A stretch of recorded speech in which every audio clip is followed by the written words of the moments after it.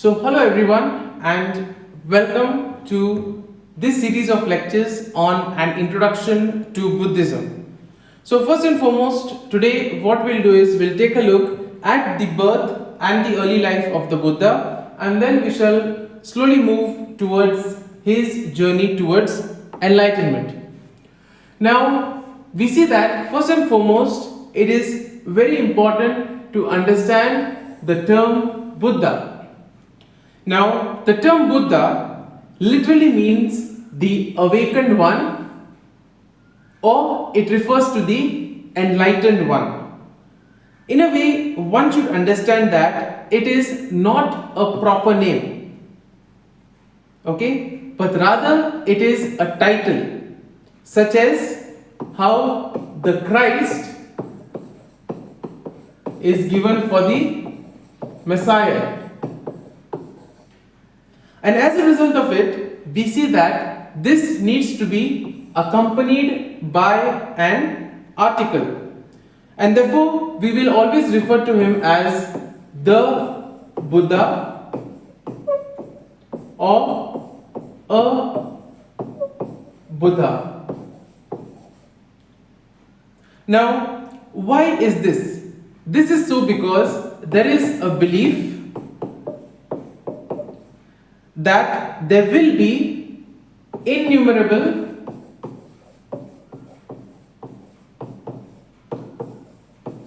Buddhas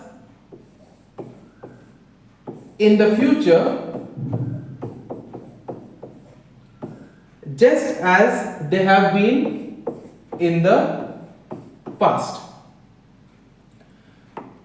So let's take a look at the life of the Buddha. So the Buddha who belongs to the present era, so he was born into the Gautama clan, which Gautama we say in Pali, whereas it is the Gautam clan in Sanskrit. And we say that he is often referred to as Gautama.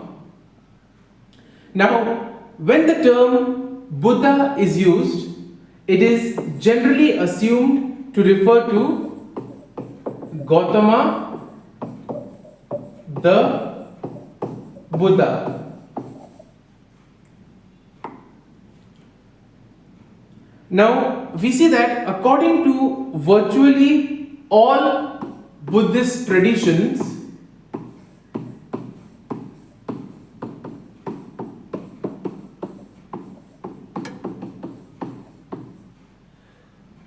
the Buddha lived many lives before his birth as Gautama.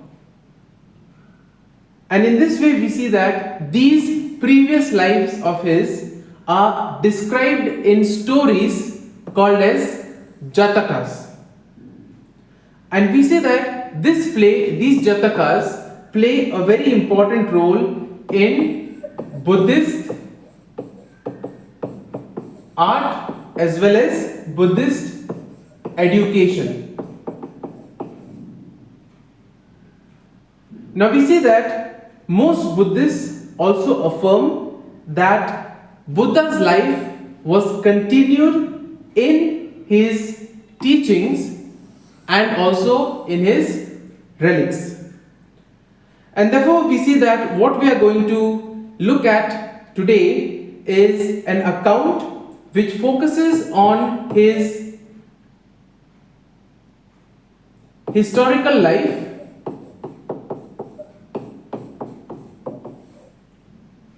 from his birth up till his death some 80 years later. So let's take a look at the birth of the Buddha. So the Buddha was born in the 6th or the 5th century in the kingdom of the Sakyas. Okay, and this is on the borders of the present day Nepal and India.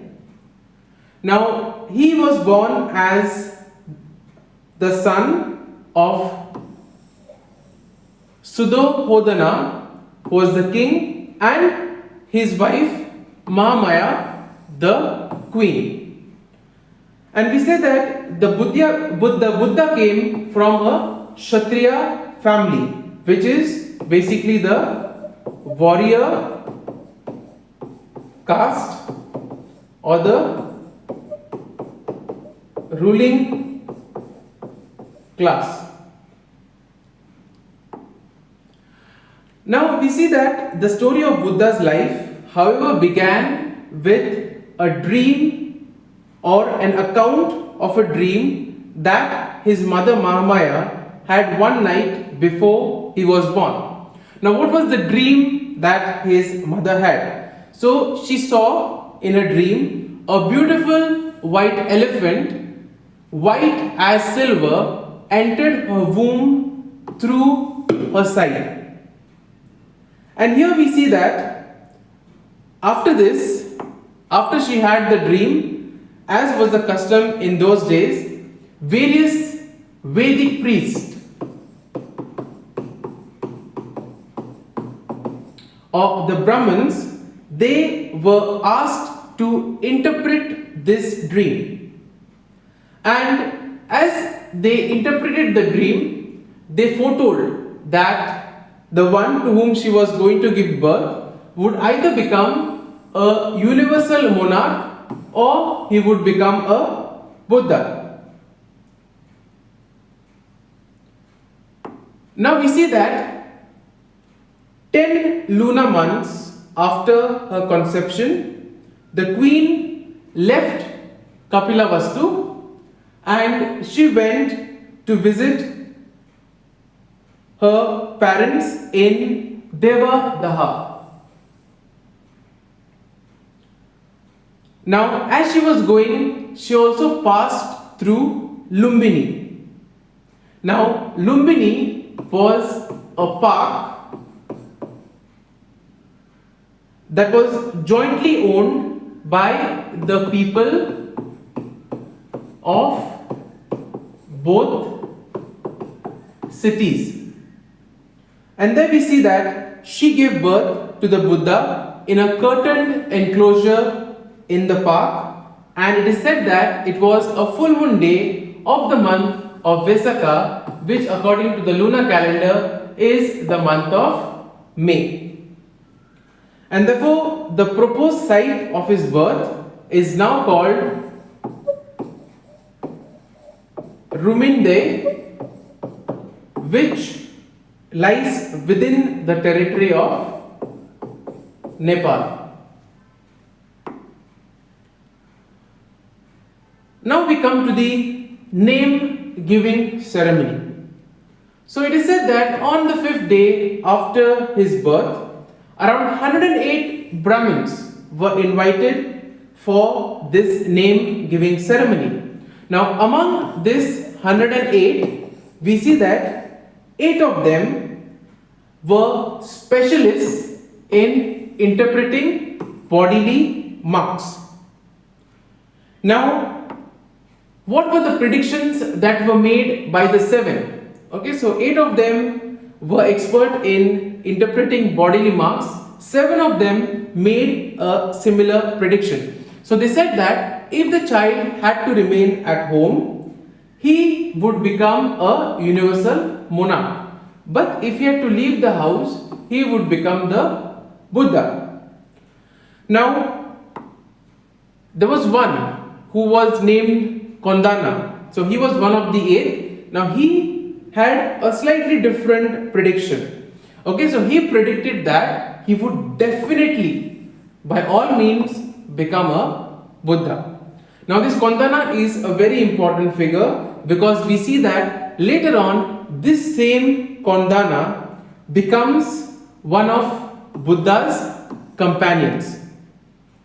And in this way, we see that he was also one of his first 5 disciples.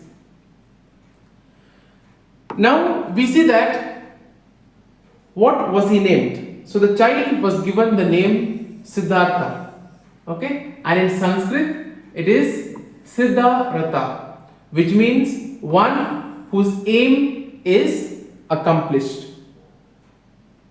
Now we see that on the seventh day, okay, on the seventh day after his birth, there was a tragedy, okay, that is the death of his mother. And now the child was brought up by her sister Mahapajapati Gautami, who was also the king's second consort.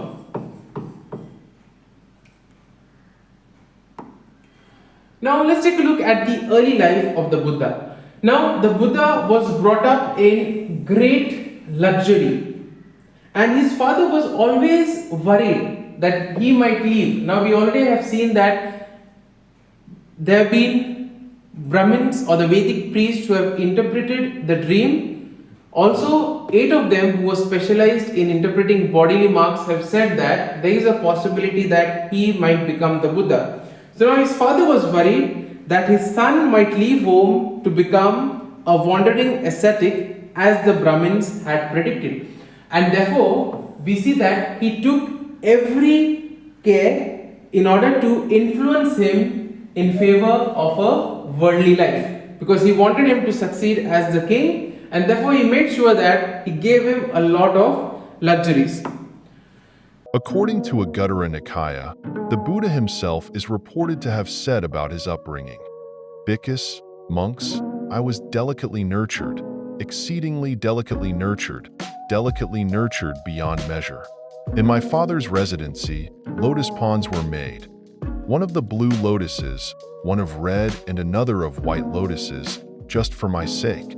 Of Kasi cloth was my turban made, of Kasi my jacket, my tunic, and my cloak. I had 3 palaces, one for winter, one for summer, and one for the rainy season. In the rainy season palace, during the 4 months of the rains, entertained only by female musicians, I did not come down from the palace. Even with all the luxuries, the Buddha's journey led him to seek enlightenment beyond worldly pleasures." So, at the age of 16, we see that Siddhartha married his cousin, a princess named Yashodhara. She also at that time was 16 years old.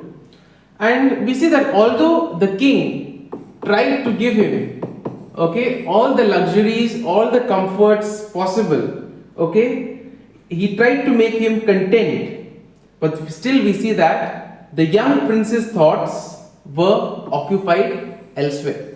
He wanted something different. Now we come to the turning point. So the turning point in the Prince Siddhartha's life came when he was around 29 years old. So it is said that one day while driving out with his charioteer, he saw an aged man. And he was an aged man as bent as a roof gapple, decrepit, leaning on a staff, okay, and tottering as he walked. Now once he saw this, the prince asked the charioteer as to what had happened to the man.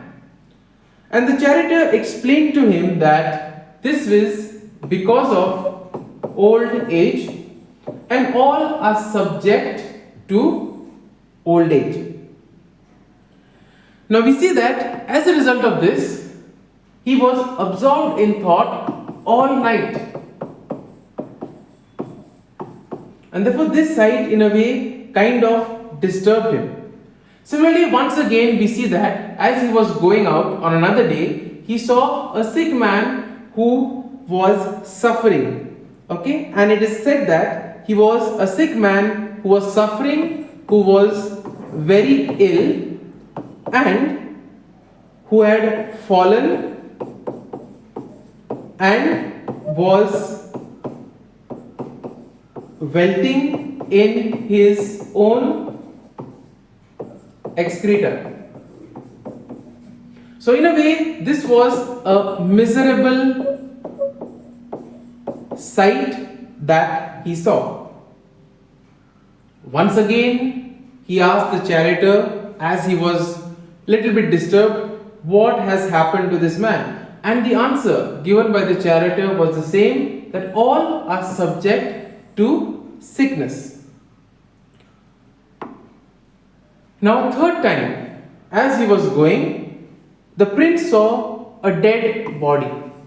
Once again, he asked the charioteer as to provide an explanation for this. And the charioteer once again said that all are subject to death. All will die at one time or the other. Now, all these things had a great influence on his life. He was kind of disturbed, and as he was going through all this turmoil, finally he saw a shaven-headed man, a man with a shaved head, and this man was a wanderer. He was wearing a yellow robe, and in his way he was impressed by how peaceful this man was, despite all the things that were there in the world, despite all the misery. This man had a serene nature, and therefore he decides to leave home and to go out in search of serenity in the midst of the misery that is there in the world. Now, on his way back to the palace, after seeing this yellow-robed ascetic, he received the news of the birth of his son. And his son was named as Rahula, that means fetter or pond. Now we come to the great renunciation. Upon receiving this news, the prince decided to make what is known as the great renunciation. And as a result, what he did was, he wanted to give up his princely life. Okay, so he wants to give up his princely life, and he wants to become a wandering ascetic. So, waking up in the middle of the night, he ordered his charioteer, whose name was Chana, and this charioteer was also his companion. So what he does is, he tells him to saddle his favorite horse, okay, that was named as Kantaka, and he went to the bed chamber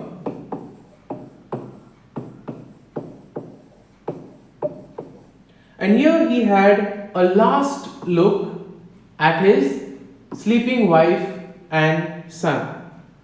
Now he did not enter the chamber because of the fear of waking up his wife. Okay, and he knew that if his wife had to get up, it would definitely be an obstacle to his plan. And as a result of it, he decides to leave the city, and he was accompanied by Chana, his charioteer. But here we see that he thought that one day he would come and see his wife and son again. So we see that night Siddhartha left the city of Kapilavatthu accompanied by Chana, and by dawn we see that he had crossed the Anoma river. Now once he had reached there, he gave all the ornaments to Chana, the charioteer, and he assumed the guise of an ascetic. Okay, and as a result, here we see that he sent Chana and Kantaka, the horse, back to his father's. Now, as an ascetic, Gautama goes south. And here we see that in the south there were various centers of learning as well as centers of spiritual discipline. And as he was going there, he arrived at Rajaga, which is the capital of the Magadha kingdom. Now, Bimbisara, he was the king of the Magadha kingdom, and Bimbisara was impressed by his appearance. Okay, so he was impressed by his handsome appearance and the serene personality that he had. And we see that Gautama was visited by Bimbisara as he sat on the foot of the hill. Now, initially, Bimbisara did not know who Gautama was, but once he discovered that the ascetic was a former prince, he offered him every comfort that he could. Okay, and he suggested that he should come and stay with him, and he should also share his kingdom with him. But we see that Gautama declined the offer. Okay, he rejected the king's offer, saying that there is no need of those things and that he had renounced and he was now in the search of truth. So we see that Bimbisara makes a request that once he has attained enlightenment,